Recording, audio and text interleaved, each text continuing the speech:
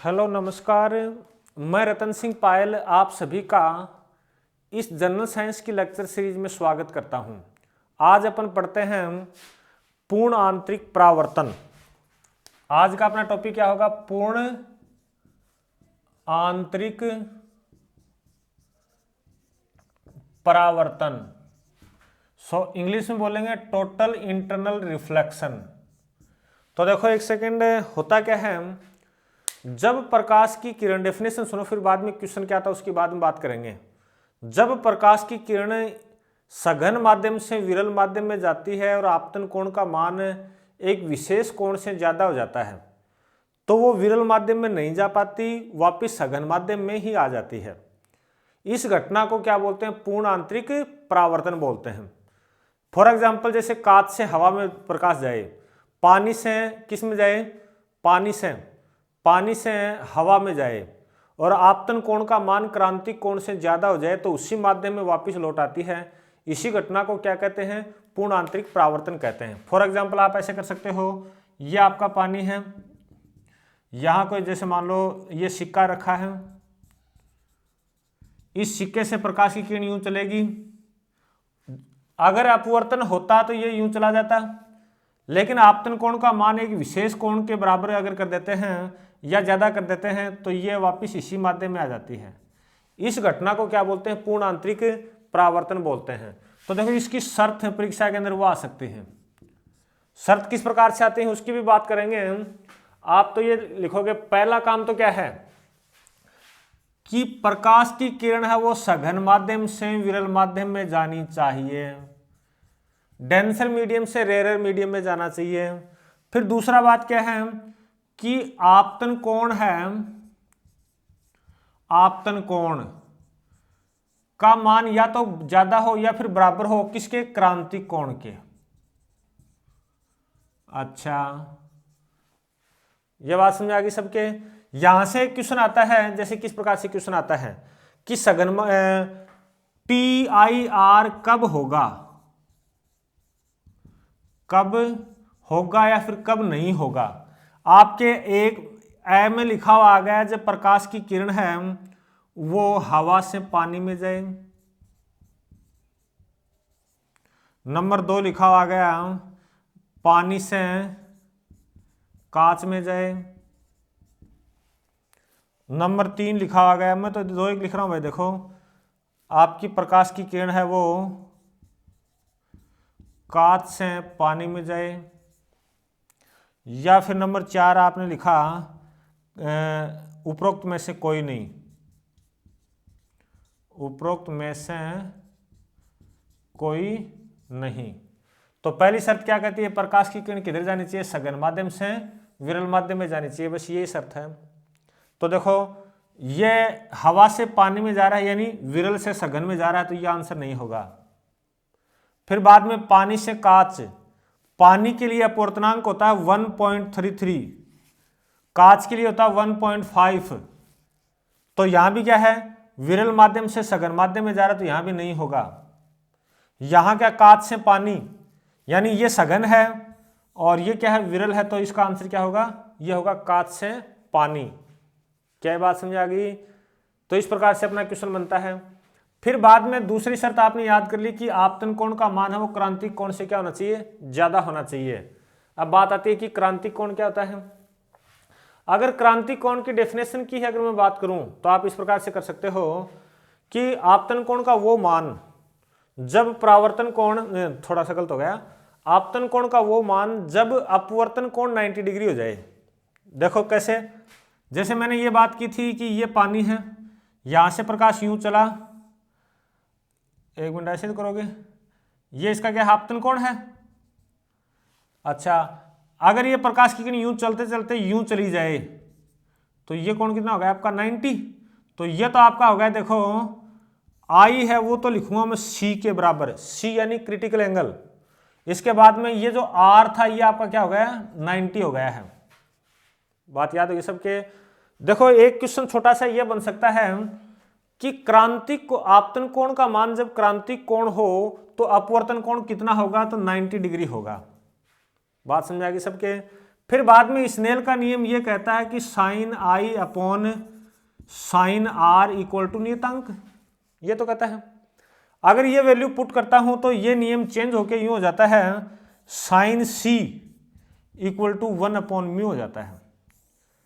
Mu आपको पता है, म्यू को क्या बोलते हैं, अपवर्तनांक बोलते हैं, अपवर्तनांक बोलते हैं। और सी यहां पर आपका क्या है, क्रांतिक कोण है। सी यहां पर क्या है, क्रांतिक कोण है। सबके लिए याद रखो, नहीं रखो हीरे के लिए याद कर लो। हीरे का अपवर्तनांक सबसे ज्यादा होता है, वो कितना होता है, 2.4 होता है। और इसका क्रांतिक कोण है वो कितना होता है, लगभग 24 या फिर 24.4 डिग्री होता है। देखो आपने क्या क्या सीखा कि पूर्ण आंतरिक परावर्तन की घटना में ये रूल फॉलो होगा, sine C equal to 1 upon mu, 1 upon mu के इक्वल होगा। म्यू यहाँ पर क्या है, रिफ्रैक्टिव इंडेक्स है। सेम ऐसे देखो आगे समझना, मैंने क्या होता है, हीरे का अपवर्तनांक होता है 2.4 और इसका क्रांतिक कोण कितना होता है, 24.4 होता है। तो ये आपने याद कर लिया। इससे आगे क्वेश्चन बनता है, इसके एग्जाम्पल, पूर्ण आंतरिक परावर्तन के जितने भी एग्जाम्पल हैं वो देखो थोड़े से किस प्रकार से, चमकने वाले से हैं। चमकने वाले से मतलब है, जैसे पहला एग्जाम्पल नंबर 1 आता अपने एग्जाम में, हीरे का चमकना, हीरे का चमकना। तो देखो ये आएगा परीक्षा में कि हीरा ज्यादा क्यों चमकता है, तो आप लिखोगे प्रकाश के पूर्ण आंतरिक परावर्तन के कारण, प्रकाश के पूर्ण आंतरिक परावर्तन के कारण। चलो फिर बाद में दूसरी बात है, कई बार आपने देखा होगा कांच के चटके भाग का चमकना, कांच के चटके भाग का चमकना। कांच का गिलास टूट जाता है, वो जहां से दारिशी होती है वो चमकती हुई दिखाई देती है, तो आप क्या लिखोगे कि कांच के चटके भाग का चमकने का कारण भी क्या है, पूर्ण आंतरिक परावर्तन है। याद हुआ है सबके। तीसरा आपने देखा होगा, देखो पानी के अंदर परख नली या बुलबुले का चमकना, पानी में बुलबुले का चमकना, बुलबुले का चमकना। तो ये तो कुछ चमकने वाली सी बातें आ गई, इनको देखो याद एक साथ बाद में थोड़ी देर में करते हैं हम। फिर नंबर 4 आप याद कर सकते हो, एक आता है अपना मरीचिका, मिराज इसको बोलते हैं, मरीचिका, मिराज। रेगिस्तान में मरीचिका को अपन ये बोल सकते हैं मृग तृष्णा, मृग तृष्णा। रेगिस्तानी इलाकों में क्या होता है कि जैसे मृग यानी हिरण, हिरण को यूं लगता रहता है आगे पानी होगा और वो वास्तव में होता नहीं है, तो इस घटना को अपन क्या बोलते हैं, मृग तृष्णा बोलते हैं। परीक्षा में क्वेश्चन आएगा कि मृग तृष्णा या फिर मृग मरीचिका का कारण क्या है, तो आप लिखोगे पूर्ण आंतरिक परावर्तन है। नंबर 5 एक आता है ऑप्टिकल फाइबर, प्रकाशिक तंतु, प्रकाशिक तंतु या फिर ऑप्टिकल फाइबर। इसके 2 क्वेश्चन बन सकते हैं। पहला क्वेश्चन आपके अपने आप हो गया कि ऑप्टिकल फाइबर क्या होता है, कांच का पतला सा तार होता है, ठीक है ना। ये किस सिद्धांत पर कार्य करता है, तो आप लिखोगे पूर्ण आंतरिक परावर्तन के सिद्धांत पर कार्य करता है। ये भी याद होगा सबके। फिर बाद में ऑप्टिकल फाइबर का एक मुख्य उपयोग होता है एंडोस्कोपी में, इंडो या एंडोस्कोपी। एंडोस्कोपी क्या होती है कि शरीर के आंतरिक भागों को इसके द्वारा देखा जाता है, ठीक बात ना, आंतरिक भागों को देखा जाता है ना। और एक है इसका दूरसंचार में, एक इसका उपयोग क्या है, संचार में। संचार में क्या करते हैं, ये पतला सा ऑप्टिकल फाइबर है, फाइबर केबल का नाम तो सुना होगा, देखो फाइबर केबल। तो फाइबर केबल के अंदर क्या है कि पतले पतले कांच के हजारों तार होते हैं मान लो, तो उनमें से एक तार है, जैसे ये तार कर दिया मैंने, अरे मोटा नहीं है, बहुत पतला तार होता है, इसमें प्रकाश को यूं डाल देते हैं, प्रकाश किरण को, और ये यूं चलता रहता है पूर्ण आंतरिक परावर्तन के द्वारा, ठीक है ना। पूर्ण आंतरिक परावर्तन की घटना के अंदर ऊर्जा का क्षय नहीं होता है। तो भाई आपने ये सीखा, एक बार दोबारा रिवाइज करूं, TIR के अंदर आपने एक तो ये सीखा कि प्रकाश सघन माध्यम से विरल माध्यम में जाए, आपतन कोण का मान क्रांतिक कोण के बराबर या उससे ज्यादा हो। फिर बाद में अपना नियम क्या बन गया था, sine C equal to 1 upon mu. C को बोलते हैं क्रांतिक कोण बोलते हैं, क्रिटिकल एंगल बोलते हैं, और म्यू आपका क्या है, रिफ्रैक्टिव इंडेक्स है।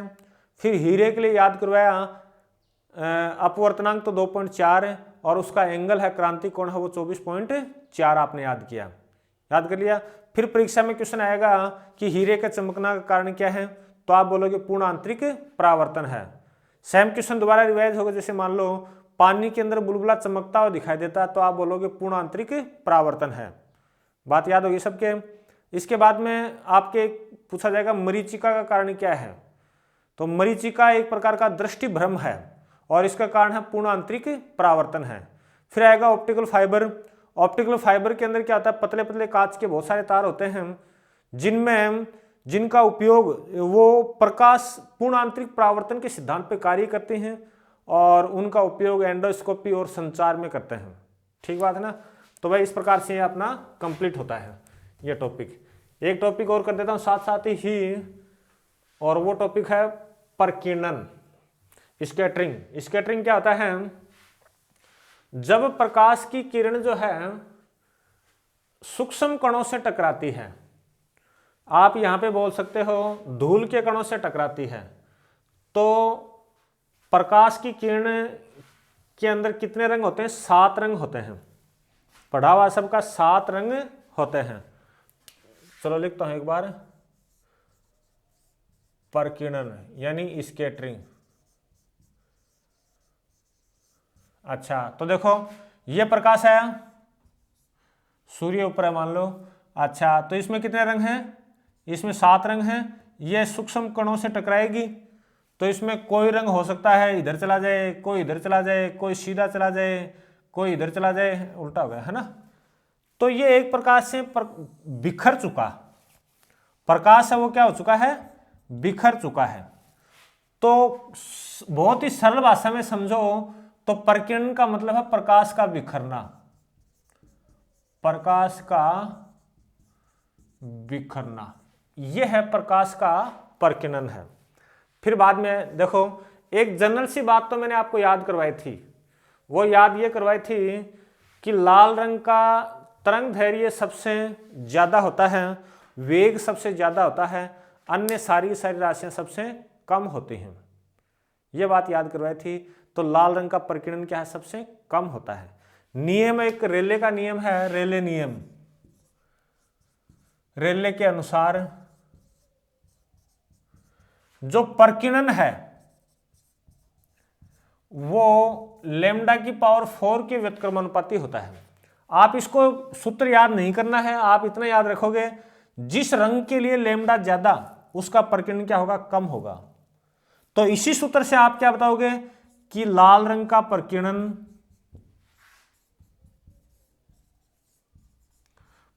है वो सबसे कम होता है। क्या होता है, सबसे कम होता है। फिर एक क्वेश्चन आता है कि खतरे के चिन्ह वो लाल क्यों बनाए जाते हैं, तो आप इतनी सी बात बताओगे खतरे के चिन्ह हैं वो लाल बनाए जाते हैं क्योंकि लाल रंग का प्रकीर्णन सबसे कम होता है और कम होगा तो लाल रंग दूर से ही आसानी से दिख सकता है। बात याद होगी सबके। फिर बाद में बात आती है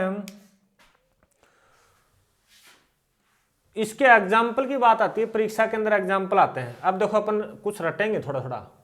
इसके एग्जाम्पल जो है, उदाहरण जो है वो सारे रंग वाले आएंगे। कौन से आएंगे, रंग से संबंधित आएंगे, है ना। जैसे नंबर 1 आपसे बात करूं, आकाश का नीला रंग। आपसे पूछा जाएगा आकाश के नीले रंग का कारण क्या है, तो आप बताओगे प्रकाश का प्रकीर्णन। याद होगा सबके। सेम ऐसे ही आपसे पूछा जाए समुद्र का नीला रंग। समुद्र का नीला रंग भी क्या है, प्रकाश का प्रकीर्णन है। इसी प्रकार आपसे तीसरा पूछा जाए, भाई 2 तो याद हो गए ना। फिर बादलों का सफेद या काला रंग, सफेद या काला रंग, यहां भी रंग आ गया। फिर बाद में आपसे पूछा जाए सुबह शाम सूर्य के प्रकाश का लाल होना, सूर्य के प्रकाश का लाल होना, यहां भी रंग आ गया। आ गया ना। अब मेरी बात सुनो, इनको देखो रटते कैसे हैं अपन, याद कैसे करते हैं। पहले आपसे पूछा जाए आकाश के नीले रंग का कारण क्या, तो लिखोगे प्रकाश का प्रकीर्णन। सेम ऐसे बादलों का सफेद या काले रंग का कारण क्या? प्रकाश का प्रकीर्णन।